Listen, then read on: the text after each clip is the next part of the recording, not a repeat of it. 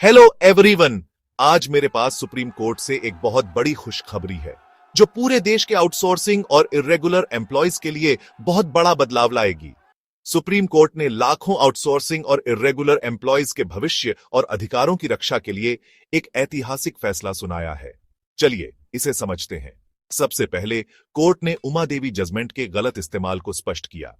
यह फैसला असल में पिछले दरवाजे से होने वाली गैरकानूनी नियुक्तियों को रोकने के लिए था, न कि उन कर्मचारियों को रेगुलराइजेशन से वंचित करने के लिए जो सालों से सेवा दे रहे हैं।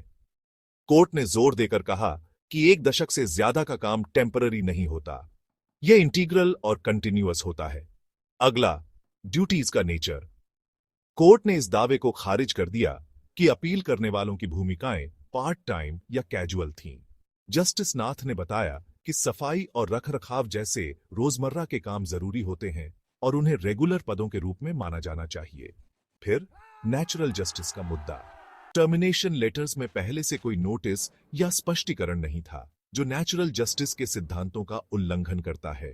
कोर्ट ने जोर देकर कहा कि कॉन्ट्रैक्ट कर्मचारियों को भी किसी भी एक्शन से पहले उचित सुनवाई का ही क्यों है, खासकर जब दशकों की बेदाग सेवा हो। कोर्ट ने भेदभाव वाली प्रथाओं पर भी ध्यान दिया। सबूतों से पता चला कि कम समय तक काम करने वाले या कम योग्यता वाले दूसरे कर्मचारियों को रेगुलराइज कर दिया गया, जबकि अपील करने वालों को मनमाने ढंग से बाहर रखा गया। एजुकेशनल क्वालिफिकेशन के बारे में कोर्ट ने इस तर्क को खारिज कर दिया कि अपील करने वालों के पास रेगुलर नियुक्तियों के लिए जरूरी योग्यता नहीं थी। कोर्ट ने कहा कि इन जरूरतों को अपील करने वालों के अधिकारों को छीनने के लिए बाद में लागू नहीं किया जा सकता। कोर्ट ने आउटसोर्सिंग को पॉलिसी शील्ड के रूप में इस्तेमाल करने की भी आलोचना की। मुकदमे के दौरान रेस्पोंडेंट्स ने अपील करने वालों के कामों को प्राइवेट एजेंसीज को आउटसोर्स कर दिया। इस कदम को रेगुलराइजेशन से बचने की कोशिश के रूप में देखा गया। तो सुप्रीम कोर्ट ने क्या निर्देश दिया? ए, 2018 के टर्मिनेशन ऑर्डर को मनमाना और अमान्य माना गया।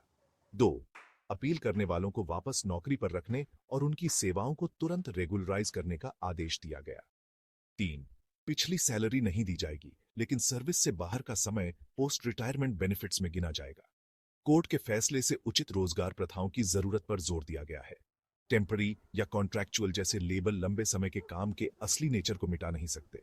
सरकारी विभागों का दायित्व है कि वे रोजगार में निष्पक्षता और स्थिरता सुनिश्चित करें।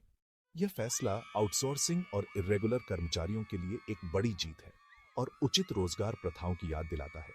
देखने के लिए धन्यवाद। लाइक, शेयर और सब्सक्राइब करना ना भूलें और अपडेट्स पाते रहें।